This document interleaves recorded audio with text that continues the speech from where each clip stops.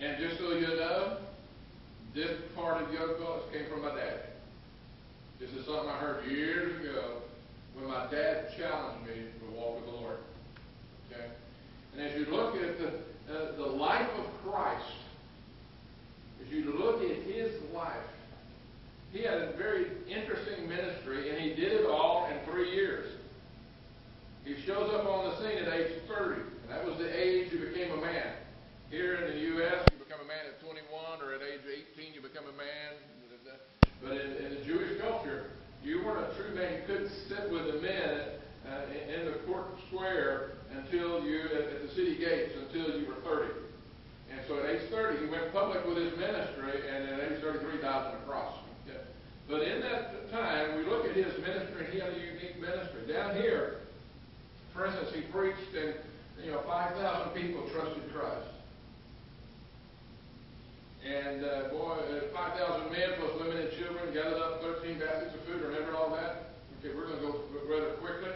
But he ministered to the masses. Okay? In fact, I call this bunch the free lunch bunch.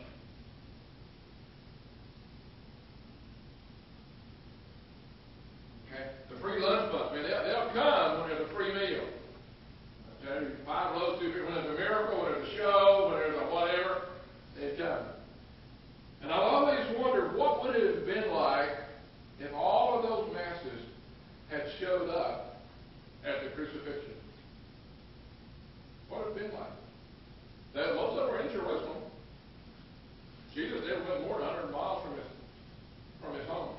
Well, he did when he was born, went down to Egypt, but after he got up at age 12 and on, he did within 100 miles of Jerusalem.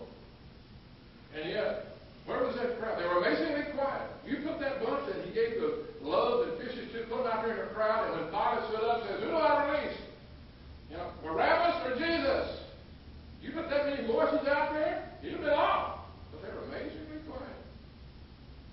Okay? Out of that 5,000 that Jesus ministered to, out of all those masses, he had 500 that hung around. You say, what do you mean hung around? Well, when you go over in 1 Corinthians, you'll find out that you had 500 that saw him, that hung around and saw him in his resurrected body. You with me? You don't have to say amen, it's not. You with me? Oh, at least 500 people saw him in that 40 days he walked on earth after his resurrection, before he ascended to heaven. Those 40 days, 500 people. And out of that 500, there were 120 that saw him and went and tarried in the upper room. Okay, and waited. And on Pentecost, there were 120 from 16 different countries waiting, and they were obedient. Now, why am I showing? This is commitment level. This free lunch bunch, they're not all that committed. 500 were committed enough, they hung around and saw him in his resurrected body. 120 of them. Now, you remember in Acts chapter 1? And in Acts chapter 1, what happens? In Acts chapter 1, the first few verses, you see the ascension of Christ. All the disciples were there, and he lifts off. And he ascends into heaven. The last thing he tells them is in Acts 1:8. And he tells them, and after the Holy Spirit comes upon you, he says, I want you to go and tarry and wait, and the Holy Spirit will come upon you. And after the Holy Spirit comes upon you, you will be my witnesses both in Jerusalem, Judea, Samaria, and the uttermost parts of the world. Right? Remember? Okay? And then they lift off. And he lifts off, and as he lifts off, they watch the lift off. And 2 angels say, speaking to them, why stand ye gazing? The same Son of Man is going into heaven, shall come again, receive you unto himself. Why stand ye gazing? They're sitting there. They're watching him lift off. You ascend. You with me? Okay. They go and they wait. They wait and tarry for a week. And let me just give you a quick Bible lesson right here. Okay? Just a quick overview. 3 days before the cross, you have the Passover. You have the cross. Excuse me. Before the rest, you have the cross on Friday, and on 3 days on Sunday, you have 3 days. You have Easter, the resurrection. Right? Okay? you have Easter. And then Jesus walks for 40 days here on earth.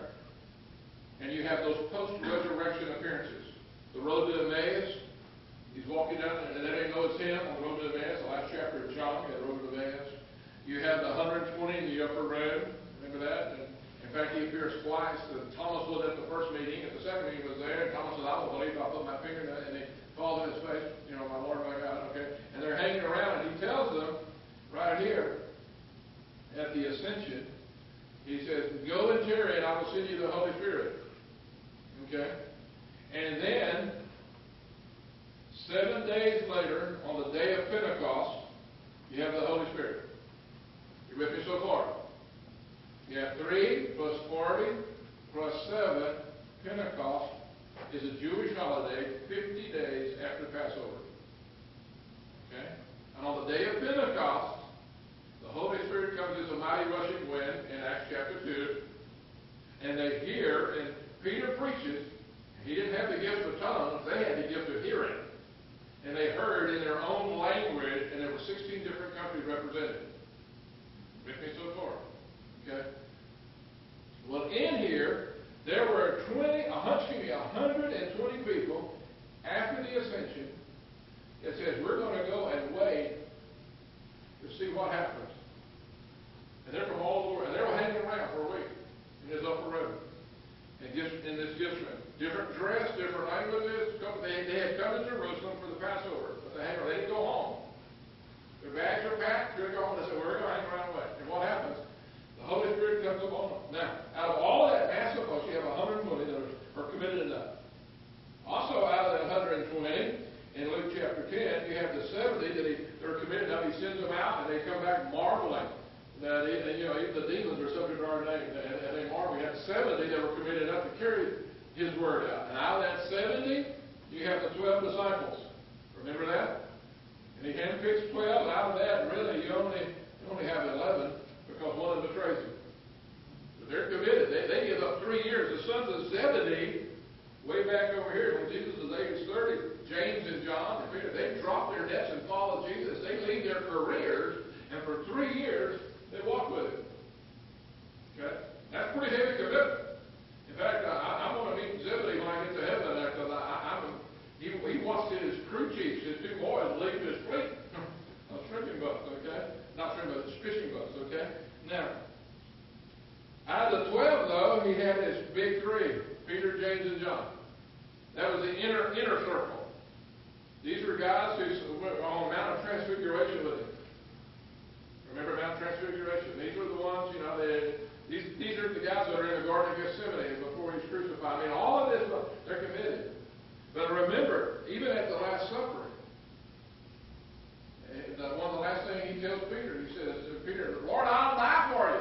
Peter, before the rooster crows in the morning, he goes, "Die for me 3 times." And he denied Him.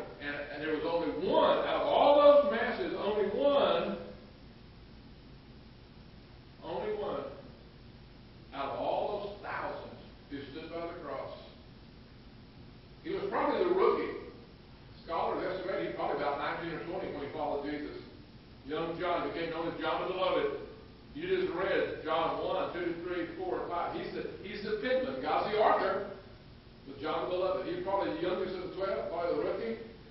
And yet, Lord, if it means me dying with you, I'm here. He stood by the cross.